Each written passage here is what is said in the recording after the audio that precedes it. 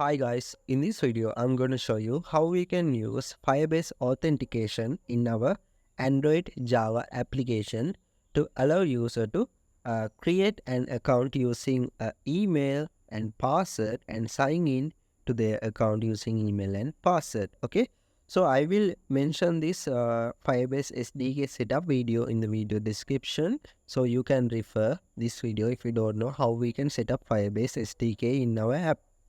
So, also I will include some documentation link in the description. So open that. Firstly, make sure this Firebase BOM is included in your project, so you don't have to specify specific version of each library that you are going to use from Firebase. Okay, and add that in your build.gradle file module version in the dependencies section. Then you have to copy this Firebase authentication dependency. So this mention using the BOM, you don't have to specify versions in Firebase library dependencies. So we can just put that here. Okay, now we can click sync now. Okay, dependency has been installed. The next step is go to our layout and design some fields for us. Firstly, I'm going to design my login page. I'm going to open this code editor and split it. Then I will change the main layout to something like relative layout, so it works better with me. Then I am going to insert some linear layout, and we have to provide the width for our layout, match parent, and the height I'm going to use wrap content because it can take whole component height for the linear layout. Then the next step, I'm going to set the orientation for our layout. Type orientation, so it will suggest you Android orientation. I'm going to use orientation as vertical, top to bottom. Okay, inside double quotes we can use vertical. All right, so I'm going to remove this forward slash, and end of the angle bracket I'm going to type this angle bracket and then backslash linear layout, the indent tag. Okay, so we added the linear layout indent tag. Then firstly I'm going to add some text view to mention our application name. So we can say Android text as application name at string / app name. So you can access your strings.xml file that available here in the resources folder. In the values you will see strings.xml, so there you will see your application name. Okay, so now we can see our application name is visible, but it is some quite small. What I can do, just change that size of the text. I can say Android text size is equals to something like 24 SP, and I'm going to center this. I can say Android gravity is equals to center. Now it is in the center, that's fine. Android text style as bold. Okay, now I need to move this little bit to down, so I can go ahead and type here Android layout underscore margin top. Let's say it's up to 100 dp. Fine. Okay, now I'm going to add edit text. I can type edit text here, then the width of that as wrap content and the height of that as wrap content, and I'm going to set hint for my edit text Android colon hint, and I can say enter your email, and I'm going to move this to my strings. Press Alt and enter in your keyboard, or if I use a Mac, you can press Option and return, or you can click this bulb that visible to you. Click extract string resource. Okay, so that width should be match parent. Okay, now we need to add some padding and margin. Yeah, we can use margin. I can say Android colon layout underscore margin start as, let's use 24 dp, and also Android colon layout underscore margin right as 24 dp. Yeah, it should be margin end. Okay, so I need to add some margin top, and I'm going to specify what is this input type. I can say Android colon input type is equals to text email address. That's fine. And the next step, creating a field that allowing to enter a password. So firstly, I'm going to change the input type to text password, and I'm going to change the hint to enter your password, and I'm going to move that to my strings, extract string resource. That's fine, and we'll change the margin top because this looks bad. Let's change that to 4 dp. No, let's move that to 8 db. That's great. So I'm going to provide some identifier for these two fields. I can say Android colon ID is equals to, in the double quotes, at plus ID / I can say edit email login, because this is the login activity. And the next step, Android colon ID is equals to at plus ID / edit password login. Now that's okay. Finally, I have to add login button in the bottom of our linear layout. I can type button, and the width for that match parent, and the height wrap content, and I'm going to use same margin start, end, and the top for the button also that we use from the edit text. Let's provide some text to our button. Android colon text, I can say login. I'm going to move that to our string.xml also, login txt. Great. Now I'm going to move everything little bit to the bottom so I can change this margin top of our text view. Let's use 200 dp. Yeah, great. That's fine. And I'm going to add the last button for our register activity. We have to create that also. Below of that button, I can change this text as register.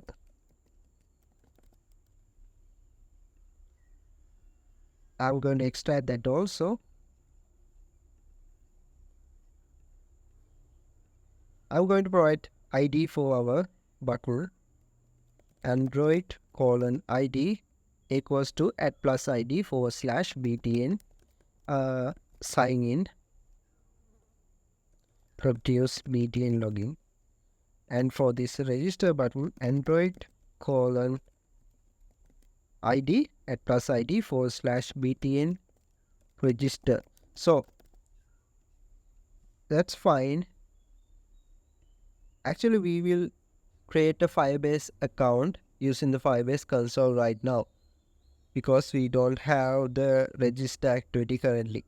I'm going to open my Firebase console, and in the authentication section, you can go to Firebase console, you will see authentication, or in the build, you will see authentication. Then here we have to click get started. Now go to sign in methods and select email and password. Click enable and save. Now we are going to create our first user by going to users and click add user.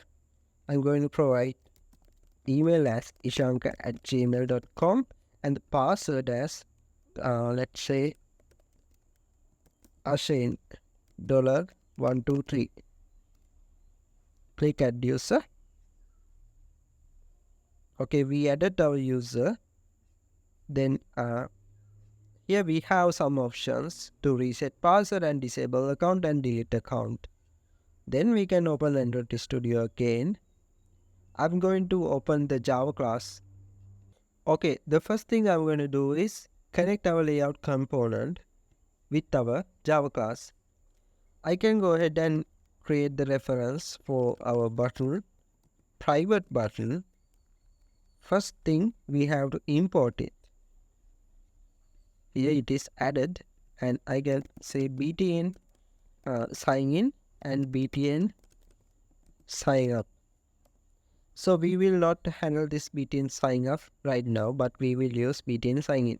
So in this onCreate method, I'm going to set btn sign in is equals to find view by id. Now in the parentheses, I can say r.id dot, and we have to specify the id of our layout component, which is this one. Here we provided that as btn login. Okay. Now, next step, I'm going to create references for our text fields. I can say private, edit text, and I can type the variable name for that as edit text, email, and we'll create edit text password. That's fine. Now in the onCreate, I can say edit text email is equals to find view by id and take r.id dot. So the identifier for our email text field is edit email login.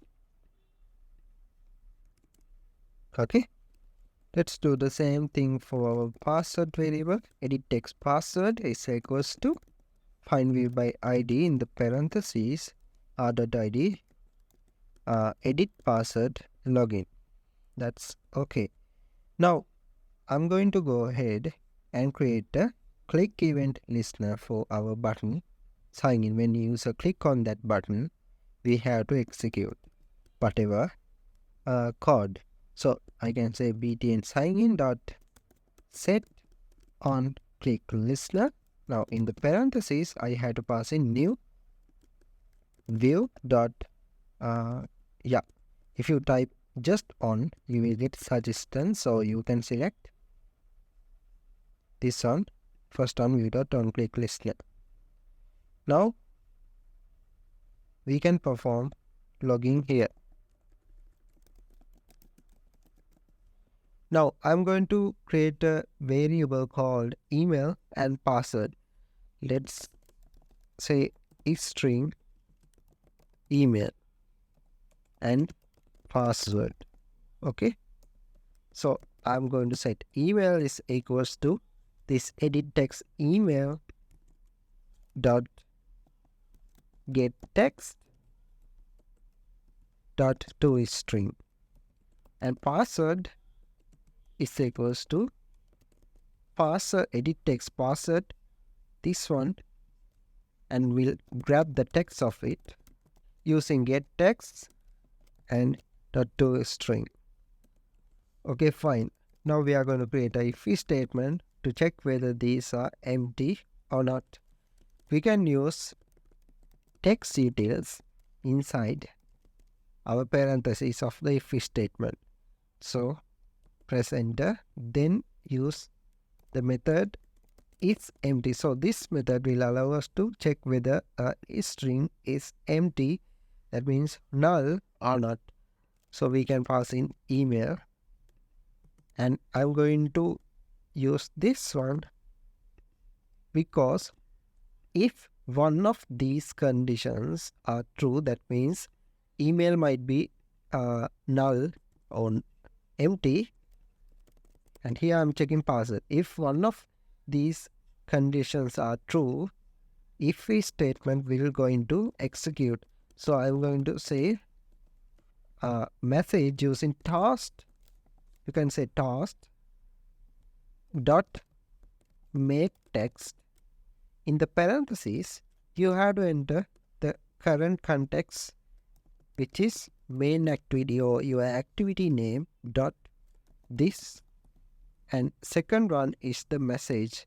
I'm going to say no empty fields allowed, and last argument here is the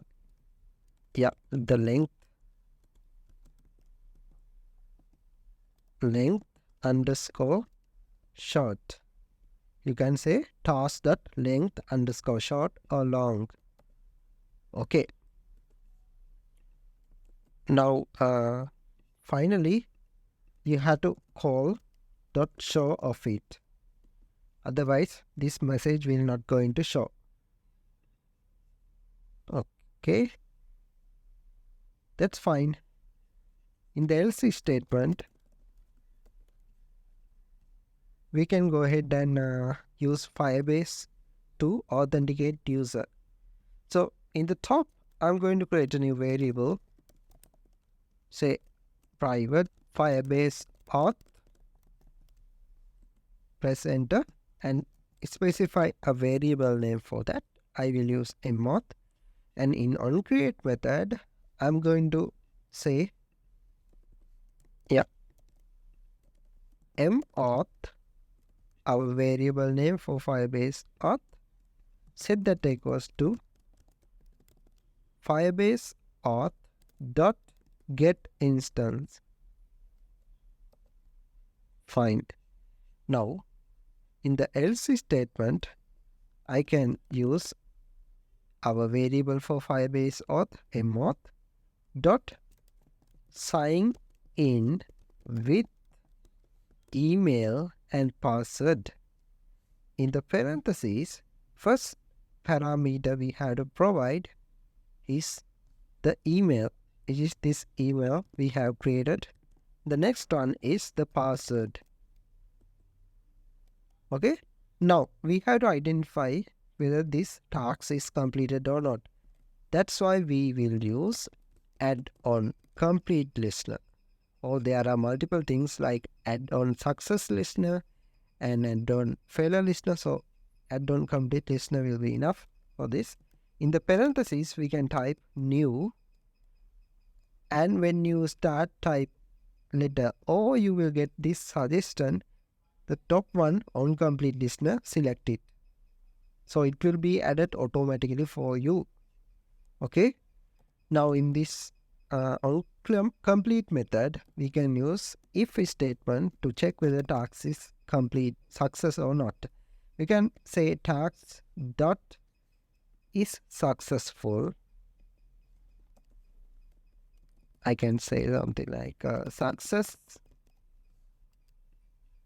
In the else statement, I can say fail. So if this is success, we are going to open another activity. So I can grab the current user of our Firebase logging. We can say another variable string. The user ID is equals to mauth dot get current user dot get UID, or we can get also the email. We can say get email So we are going to print that now using a toss to our screen. Toss.make text. First argument, yeah, let's use the auto suggest term so it will be easier. I'm going to pass in user ID. Now let's run this application. Okay, our application is running. I'm going to enter the email that we created on Firebase console and the password Ashane $321 and click login. Currently it is not showing anything, so I'm going to add some error message also in the else statement. I'm going to say some error. I'm going to enter ishanka@gmail.com and the password.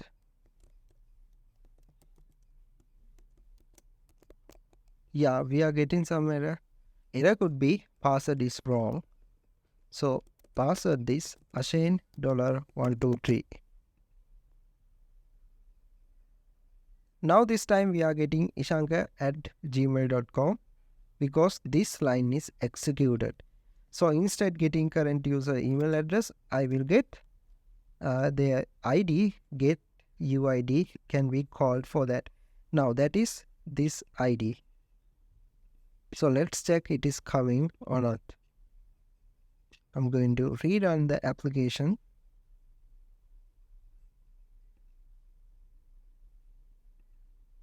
And you can say ishanka@gmail.com and password is Ashane $123. Okay, we are getting that ID. Last one is 2. Alright, that is it for this video. In the next video, I will show you how to register a user by allowing them to enter a new email and a password. Till then, bye bye.